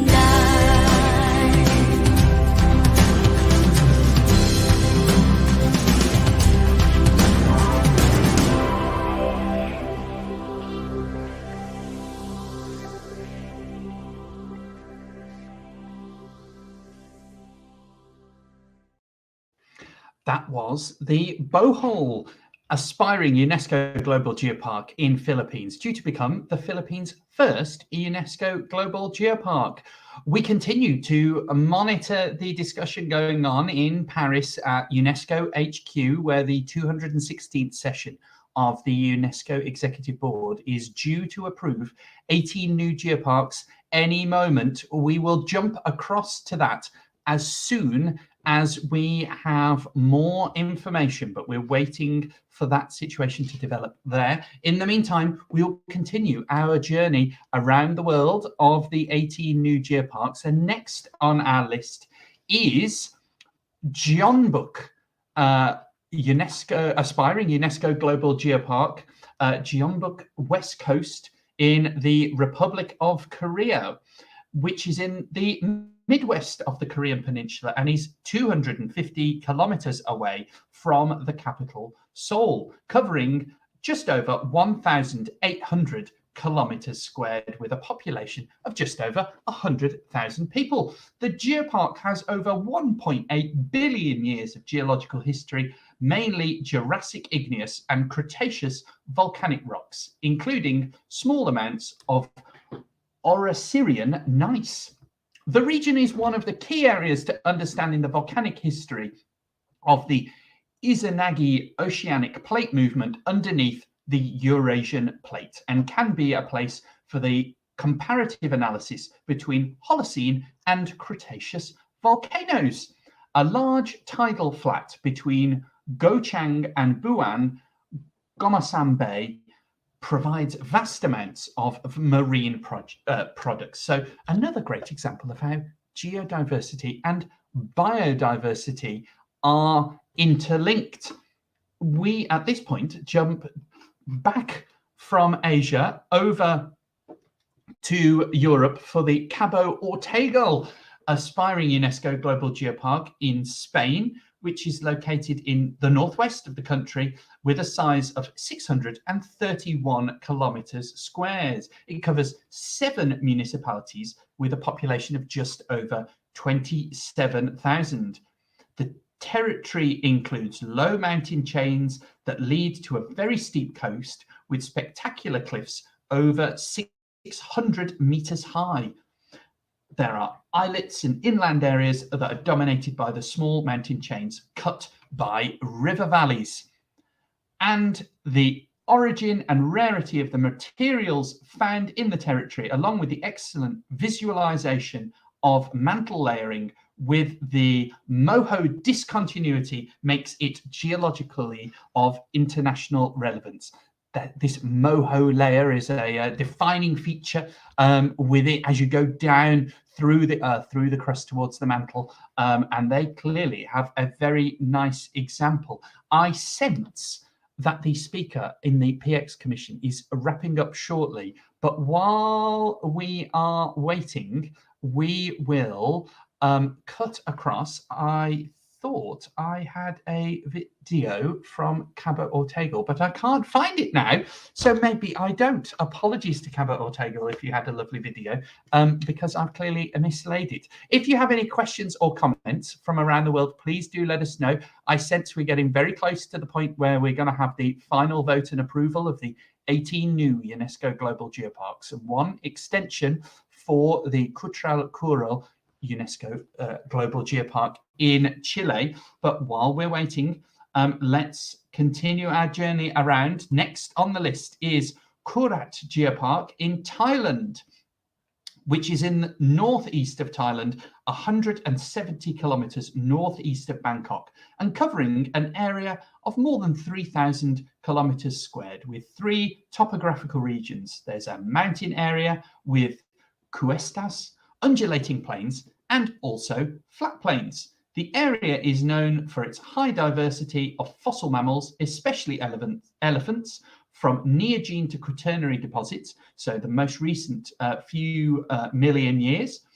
There's iguanodon dinosaurs and associated animals from the early Cretaceous, sources of abundant and diverse petrified wood, and a prominent section of Kurat Cuesta, one of the longest cuesta systems in the world, and it has a population of around 740,000 people. and we will, sorry, I'm just monitoring events in France. We're not quite there yet. And all the best to those in Thailand with their application for the Kurat aspiring UNESCO Global Geopark. We're going to cut right to France now. Can I see and can I have your approval to adopt the all set of the draft decisions that are within document that was just said by the chair of PX? See no objections, so decided. So I wish to thank you, Ambassador Mogrin, for your able leadership and the fine management of the PX Commission. Thank you so much. So now we are going to we will move to the joint. This is a joint meeting of the FA. And as quickly and as simply as that, Her Excellency Miss Tamara Restabak Samashvili, chairperson of the UNESCO Executive Board, has just gabbled through the report of the Programme and External Relations Commission. And with that, we have 18 new UNESCO Global Geoparks. Congratulations to all of those geoparks around the world. It is now official. They are all UNESCO Global Geoparks. And with that gavel coming down, that small hammer of approval, UNESCO has formally approved those 18 new UNESCO Global Geoparks. Congratulations to them all. We'll run through all their names again, and we haven't yet quite finished our little journey around the world. So let's continue that while we continue to congratulate those 18 new geoparks and, of course, the Kutrakura UNESCO Global Geopark on their extension of some 4,000 kilometres squared to their geopark. We are going to finish our tour of the 18 new geoparks with a little journey over to the closest of the new geoparks to where we are here in Charnwood Forest, which is Mourne, Gullion and Strangford, which is in the United Kingdom of Great Britain and Northern Ireland. Mourne, Gullion and Strangford is midway between the cities of Belfast in the UK and Dublin in Ireland, and covers an area of 960 kilometres and has a population of just over 100,000 people. The region boasts 3 discrete upland regions in the Dramara Hills, the Mourne Mountains and the Slieve Gullion. The uplands are surrounded by lowlands covered in glacial sediment, much of which is in the form of drumlins. The mountains are dissected by valleys formed by ice during the last glaciation. The aspiring UNESCO Global Geopark, now a UNESCO Global Geopark, is noted for its discrete Paleogene complexes, each one with its own character and beauty, and therefore importance for tourism, but each one is still an area of intense scientific research. And with that, we can hop across to have a very quick video to see what life is like in Mourne, Gullion and Strangford.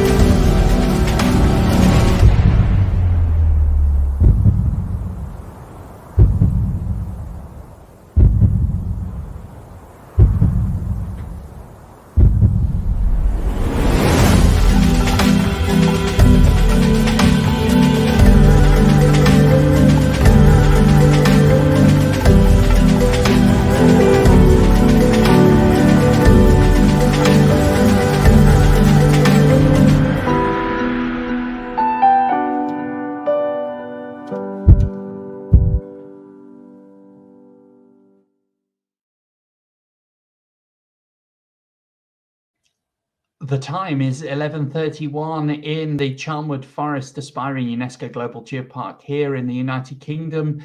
That's 12:31 in Paris, where the UNESCO Executive Board has just approved 18 new UNESCO Global Geoparks and 1 geopark extension for the Cutralcurral UNESCO Global Geopark in Chile. Congratulations to those 18 new geoparks. We'll be running through them, remembering all of their places in a moment. If you have any questions, do let us know in the chat or in the comments. And we also love to know where you're joining us from.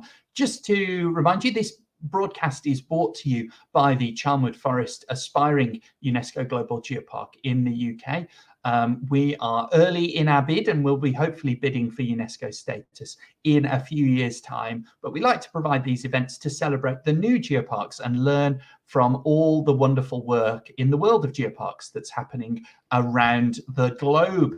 If you missed it a few moments ago, the chairperson of the UNESCO Executive Board approved the report of what is known as the Programme and External Relations Commission. And with that, UNESCO has approved the final vote on the creation of 18 new UNESCO Global Geoparks. Let's just have a very quick reminder of who they are. Here are their lovely logos. So we have, let me get my list up here.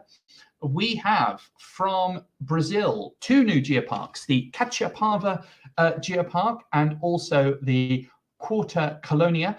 Congratulations to Brazil and double congratulations to the state of Rio Grande do Sul, both of which are in that state within Brazil. Then over in Greece, the Lavriatiki Geopark, and then in Indonesia, 4 new geoparks for Indonesia. We have Ijen, the Maros Pankep Geopark, the Merajin Jambi Geopark, and the Raja Ampat Geopark, all now UNESCO Global Geoparks. In Iran, 2 new geoparks for Aras and also Tabas. And then over in Japan, the Hakusan Tedurigawa Geopark is now a UNESCO Global Geopark. In Malaysia, Kinabalu is now a UNESCO Global Geopark. And our furthest visitor today, from the perspective of us here in the UK, the Waitaki Whitestone Geopark, now with UNESCO Global Geopark status, and the first geopark, UNESCO Global Geopark for New Zealand. Congratulations. In Norway, there is a new UNESCO Global Geopark for Sunnhordland. And Philippines also gets its first UNESCO Global Geopark at Bohol. Over in the Republic of Korea, there is a new geopark for Jeonbuk West Coast. And then over in Spain, joining a country which already has many geoparks, is Cabo Ortegal. So congratulations to them. In Thailand, Kurat UNESCO Global Geopark is approved. And then joining a number of existing geoparks in the UK is Morn, Gullion and Strangford. And I personally am very much looking forward to visiting next month when they will be hosting the UK Geoparks meeting. We should also remember that there is an extension approved. Those existing geoparks wishing to extend their boundary by more than 10% must get approval from UNESCO, and that approval today was given for the Cutralcura UNESCO Global Geopark in Chile, who have increased their geopark area from 8,000 kilometers squared to more than 12,000 kilometers squared. So a big, big increase there, and congratulations to them. Thank you once more for tuning in and everyone who's joining us today. I can see we have friends from all around the world, including New Zealand, Australia, the UK, Brazil, and also the Philippines. I hope you found today's live stream to be useful and interesting. Just to say that there will likely be an event put on by the Global Geopark Network where the new geoparks will be presenting both their geology and their wonderful culture. So do be sure to keep an eye out for that, a wonderful event that's put on every year by the Global Geopark Network. Today, we're just providing this live stream to follow along to the UNESCO Executive Board. We know these processes can be sometimes complicated with the procedures and processes of intergovernmental organisations. And let's just remember once again the long journey that these geoparks have been on today. Many of these will have submitted their application nearly 2 years ago in 2021. In the second half of the year, they will have submitted their application to UNESCO. There will have then been a desktop review by the International Union for Geological Sciences, and 2 UNESCO Global Geopark evaluators will have visited last year. The report of those evaluators will have gone through to the Global Geopark Council, which met a number of times in the second half of last year, and their recommendations for which geoparks to approve will have gone through to the UNESCO Executive Board. Now, last week, the subcommittees of the UNESCO Executive Board met, and the agenda item 7, which is the matter pertaining to geoparks, was discussed by what is known as the Programme and External Relations Commission. That report was presented just now by Her Excellency, the representative from Saudi Arabia, who is chair of that commission. She presented both the geopark recommendation of that commission and all the other points that they were discussing, from the World Water Forum to the 70th celebration of the UNESCO Schools Network.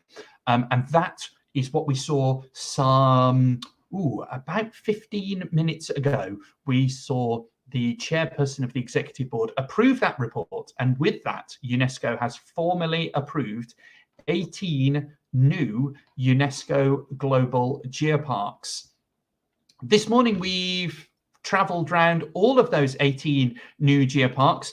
This recording will be available online, so you can watch via Facebook, Twitter, or YouTube if you want to see the introductions to those 18 new geoparks. But just to finish off today, we wanted to show you again what makes Charnwood Forest so special. And here's a little news report from the BBC of a recent fossil discovery from our own aspiring UNESCO Global Geopark here in Charnwood Forest. Now, a fossil found in rock in Charnwood Forest in Leicestershire could be evidence of one of the earliest predators that ever lived 560 million years ago. Paleontologists say it pushes back their understanding of modern animal groups like jellyfish by 20 million years, as Victoria Hicks reports. 560 million years ago, Charnwood Forest sat at the bottom of a deep ocean on the sides of a series of volcanoes, and it's here where this earliest known animal predator would have lived. How significant is this find? Well, the early history of animal life is very poorly understood, and that's mostly because there are very few fossils preserved at that time. This fossil pushes back one of the modern groups of animals by 20 million years further back into time, and that's the group that included the sea anemones, the jellyfish and the corals. It's understood this specimen lived in shallower water than other fossils found here. It's different from anything else found around the world because it has a skeleton with densely packed tentacles. So we know that the animal had a stalk and a cup, and on top of that, or within that cup, was a polyp, very much like a sea anemone with lots of tentacles that it used to catch food. This fossil has been named Aurora lumini attenboroughi after Sir David Attenborough, who used to hunt for fossils here as a child in Charnwood Forest. Interestingly though, he said he never went looking for fossils in the rocks where this one was found because they were considered so ancient they dated from before life began on this planet.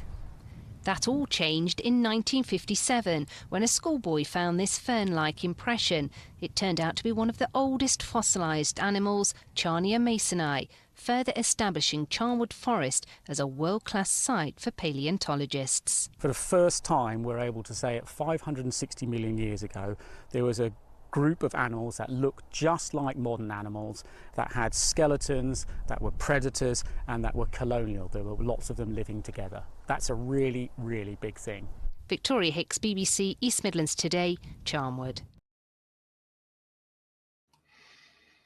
Congratulations once more with the breaking news that UNESCO has approved 18 new UNESCO Global Geoparks, including all the geoparks you can see here from Brazil, from Greece, from Indonesia, from Iran, from Japan, Malaysia, New Zealand, Norway, the Philippines, the Republic of Korea, Spain, the UK, and also, I'm forgetting one, I've got to check my notes, Thailand. Great to have those geoparks now as part of the Global Geopark network and represented. And I believe that will mean that there are now 190 something geoparks, nearly 200 UNESCO Global Geoparks. With that news now out there and the coverage is finished, the UNESCO Executive Board meeting goes on, but the important business of creating 18 new UNESCO Global Geoparks is approved. So at that point, we will bring our proceedings to an end. Thank you so much to everyone who's joining us from around the world for this, our live stream of the UNESCO Executive Board. If you ever have any questions, want to know more about what we're doing here in Charnwood Forest as we build our application to becoming a UNESCO Global Geopark, please do get in touch with us. You can find us on Twitter and Facebook and social media, and you can also email me at jmatthews@nationalforest.org. Thank you once more for joining us, and congratulations again to the 18 new geoparks. It's been a pleasure to guide you through this, our Geoparks live event, and we wish you a wonderful rest of the week.